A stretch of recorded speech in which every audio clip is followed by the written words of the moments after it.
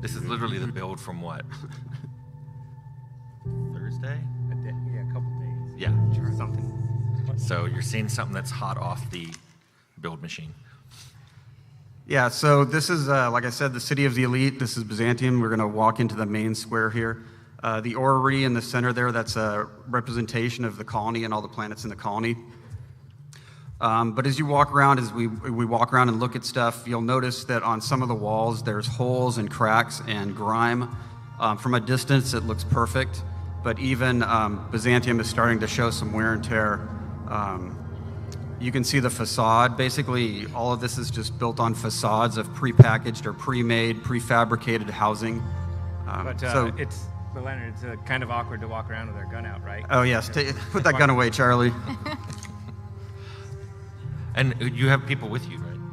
Yes, I do. All right, let's look at our companions. There's Felix, who you might have seen before. And there's Nyoka, a big game miner from the Forbidden Planet Monarch. So we're going to walk around here, and Charlie's going to check out some of the architectural details and show how it's not everything that it's cracked up to be. This place has been quarantined because of sprats. Over on this other side here, I believe there's a wall where you can see the pipes and the guts of the building through cracks in the walls. And of course, everywhere you look, there are ads for products you can buy and find around the colony. This particular colony had 10 different companies found it, so you are exposed to advertisement at all times. So what we're going to do is we're going to actually show you part of a little quest here. Megan's going to walk us through it. We've already got the basic beginning of the quest, so she's going to walk us through it from there. Take it away there, Megan. So we're headed to Odeon Pictures, which is one of the film studios that makes all the propaganda movies in the game, which you can see one of the posters there. And one of the directors, Maverick, saw you on the street, and he thinks that you have what it takes to be the next big star for his company. So he really wants you to go in and audition for one of the propaganda movies. So the receptionist can greet you when you come inside. Oh, did you guys want to talk about the poster? Oh, we're going to say something about Titus Andronicus poster. Titus Androidicus? Androidicus poster. Featuring Burbage 2000 and 3000. I just love our movie posters, and obviously we have a lot of Futurama fans on our staff. Yeah. But mostly Tim. No, it's a great show. Yeah, so we're going to head upstairs to the audition. And we're going to turn that down slightly.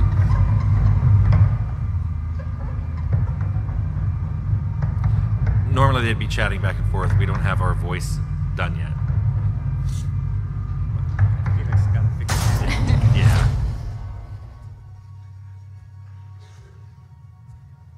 So we just use the intercom to let them know we're here. And they say, great, come on in. So they just want to let us know that they're going to be using live weapons in the audition for optimal product placement and to add a little bit of realism to it. So. And that sounds good to me. I can work with that. Yep.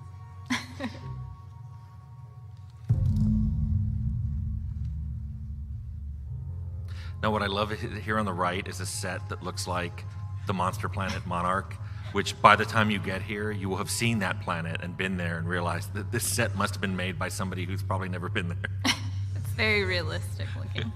So we're going to head up to our mark. Oh, actually, if you head to the right first, I saw this earlier when I was playtesting it. I don't know if it made it this build. If you go over to where the set is real quick. In the right corner. Maybe it's not there. Oh yeah, we added, there's a dead Burbage 2000 from an earlier film. I just came across that randomly and was like, oh my gosh. And I'm going to take his stuff. Anyway, okay, so we're going to go get on our mark. And these are real actors who think that you're also an actor and are following the script. And I'm going to act with my gun. Oh well. So you're playing the part of an evil captain. Well, actually, no, you're the good guy. You're stopping them from trying to steal all the supplies from the town.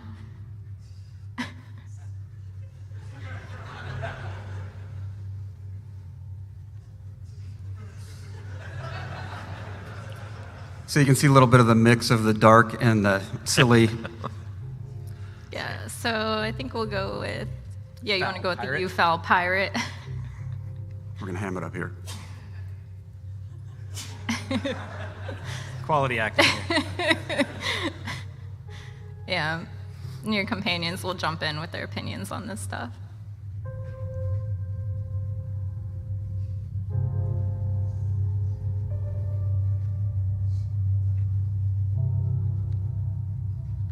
I think we should remain stoically silent. We're going to be the strong, silent type here. Yeah. Yes. Don't show off how smart you are. As you said, Charlie, we'll Like let our we have- gun do the talking. Speaking of guns, Product placement. Which you can find in the game. And Felix loves mayhem, so he's very impressed by that.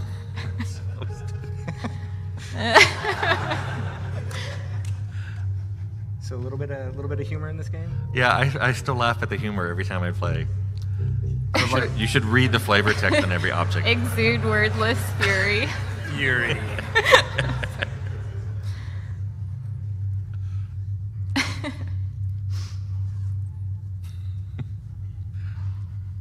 Nyoka's not impressed. Yeah, she didn't grow up on this planet.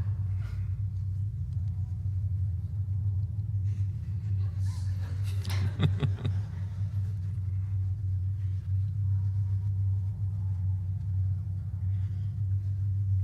right, let's get to the good stuff. I think it's time, Charlie. All right. So you could play out the quest. Oh wait, go. Oh, make your eye twitch. Oh yeah, I'm gonna. Yeah, make your eye twitch first. Wait. Can't miss that. Speechless.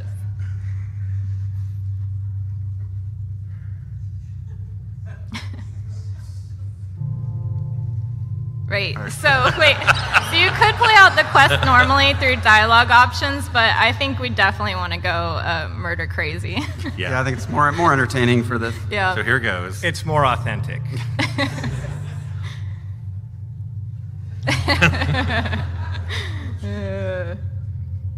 Safety soft.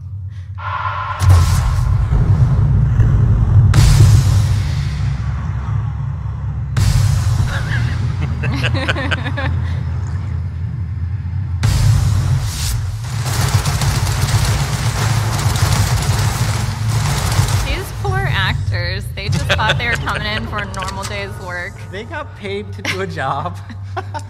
And Maverick Johnson, the director, he loved the authenticity and your. Yeah, he's coming up to let you know how your performance was. I thought the performance was pretty good. Here's our director. Knowing Charlie, I don't think he's going to live long, though. Yeah, so it's nice because you're actually rewarded for playing how you want to play. Like, he thought it was great.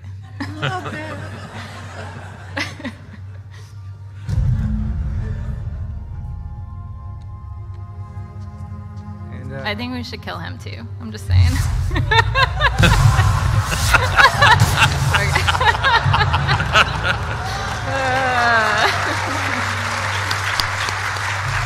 Wait, hold on. Is that his head?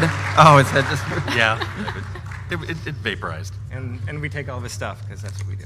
All right, so now we're going to have some fun outside and show these people what we really think of their elite town. Now, during the game, if you're on a regular playthrough, you're unlikely to be fighting in this town, although you can kill everybody and anybody if you want. But we just thought it would be fun to show you what it would like if combat actually took place in this beautiful city. But let's be sneaky about it. Let's put our gun away. Yeah. Yeah, so no one will suspect anything. Although, Charlie, can you explain some of what we saw, the slowing down of time, things Yeah. like that? So tactical time dilation is where we are trying to give opportunities both for people who aren't the best shooter players, an opportunity to, in the normal fast-paced gameplay, slow it down a little bit, get their bearings, and then make decisions that actually will help them during combat. We have location-based hits where shooting them in different spots will actually inflict certain status effects, giving you bonuses. So as things get extraordinarily difficult, it is a pretty handy tool to have. Nice gun. I might take that later.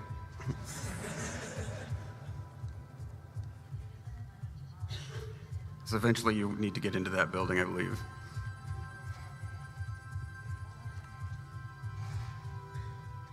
Now you want to dress the companions appropriately? No, that's right. This is a restricted area where we don't have access, but I'm gonna just try walking in and see what happens. Oop. It's off limits, so they don't want me there. I'm just gonna ask some questions. It's cool.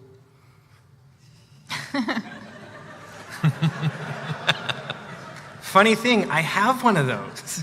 But we're not going to give it to him. You could give it to him and bribe your way in that way, but we prefer a more direct approach. We should flatter him a little bit. Should be promoted. So there is this interrogation system we have in the game using disguises when we do have them equipped, where if you have high enough different dialogue skills, you can talk your way through these through restricted areas.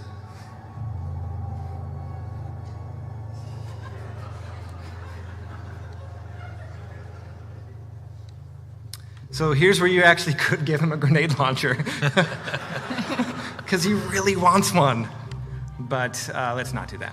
We need to equip Felix correctly. I think he's under armored. All right, let's go in here real quick. And, Oop. I'm gonna put the pink briefcase on his head. He even has a temporary icon. That's how.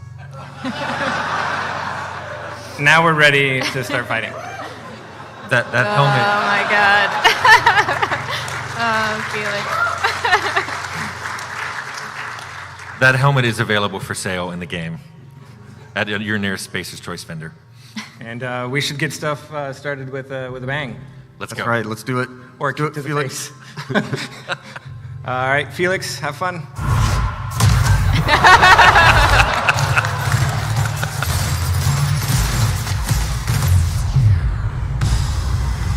So Tim, I'm shooting these crazy purple bullets. What are those?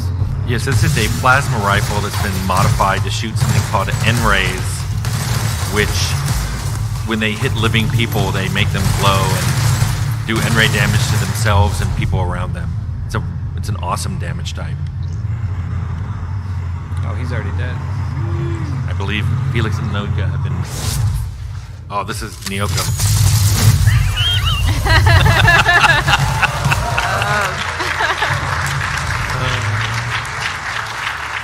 It cuts off a little bit now, but before she does that, she takes a swig off of her flask, so it really defines her character well. She's good to have in a pinch. Now we're gonna hit things, because hitting Yes. things is fun. Yes. And this is using the corrosion. So this is our Inferno side that you might have seen from our earlier trailers, but this is actually modified to do corrosion damage. And corrosion damage is good for heavy armored things. These mods are also available for purchase at nearby weapons vendors. At fine retailers everywhere. But, yeah, I'm gonna, don't mind me. Oh, and civilians, yeah, it's okay. Aww. Poor top hat person. We could.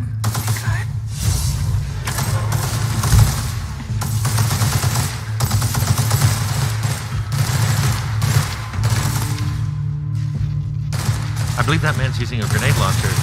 Yes. Available from Hammersmith. Oh, no, that's Take out the ad drone too. That's so mean. Charlie, what's that you have in your hand there? Well, this is another one of our science weapons. So we've made some science weapons, and if you don't know what those are, they are some weapons in this universe that aren't quite normal, and they all have strange and weird effects. We've talked about the shrink ray before, but this one is called the mandibular rearranger. So if you're guessing what that does, it rearranges mandibulars. This was a bug in the game. It started as a bug, and we liked it so much we decided to make a science weapon based around it. So this nice lady here, we're gonna rearrange.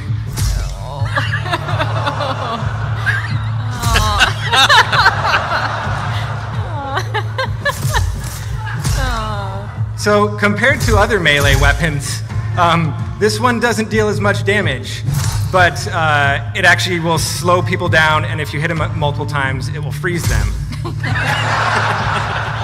As well as do some rearranging of faces. And like every science weapon, the amount of that slowdown is proportional to your science skill. So if you want to make a combat character who basically has a high science skill and specializes in science weapons, this is it. It's also funny. We have a science weapon for every weapon type in the game, so you don't have to be a melee combat character if you don't want to. What's the other one we showed? We showed the shrink ray. We showed the shrink ray. So you've seen the handheld one-handed gun, and this is the one-handed melee weapon.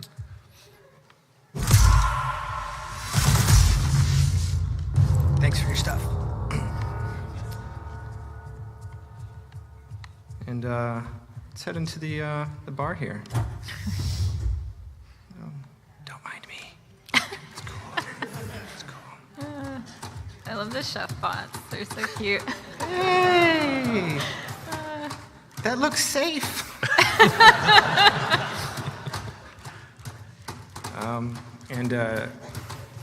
Should Felix kick someone? Yes. All right.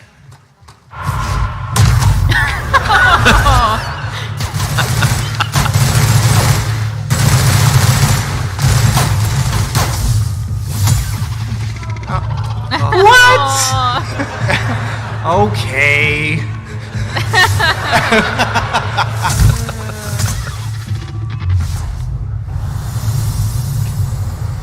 And I'll take your stuff in slow motion.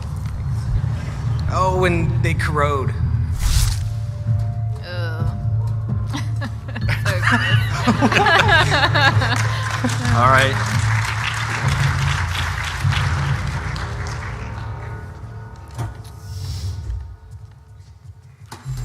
And yeah, I can just go around and keep doing stuff. We'll kick one more person, and then actually, Yeah. let's have Naoka do something. Okay. And then we'll open it up. All right, we'll start on eeny, meeny, miny.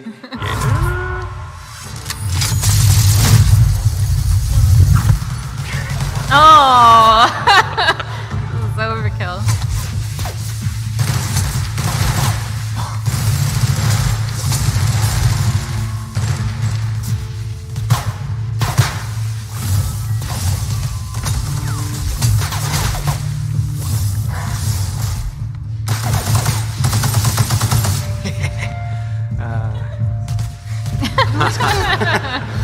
Oh, I'm actually taking damage. Oh, you were dying there. I know. Oh yeah, that's say Aw. it's okay.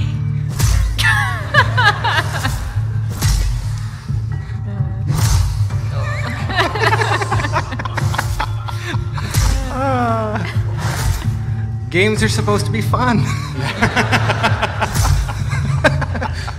Okay. Charlie's going to do this all day if we let him. We should probably that's open it up for some definitely Hey, look, questions. a flaw. What did you get? I don't know. I can't read from here. Xenophobia. What does it Too many say? canids. Oh, because they had a pet canid, and it was gnawing at my ankles. I didn't see you It was kill like that. a teacup size one too, and now you're afraid of it. All right. So, real quick before we get to questions, can we talk about the flaws since that popped up? Yeah, what must have happened there is Charlie was getting chewed on by a teacup canid while he was fighting everybody else, and it pushed him over a threshold, because this is a save game. This occurs in about the middle of the game. So the game is monitoring everything you're doing and keeping track of how much damage you take from different things, and how much time you've gotten hurt, or taken falling damage or anything like that. So occasionally and it really depends on your playthrough, it'll just offer you this flaw. And if he had taken that, he would have taken more damage from any canid that attacked him because he's terrified of canids, but he would take more, he would be able to pick another perk immediately. It's completely optional. You can ignore the whole system if you want, but personally I like the idea of a flawed hero. And we also increased the number of flaws you can take based off of the difficulty level, so that on the hardest difficulties, it is you're more of a flawed and interesting character. Yes. But it should be a pretty fun thing to increase the difficulty for people. Well, cool. Thank you for showing off the game, guys.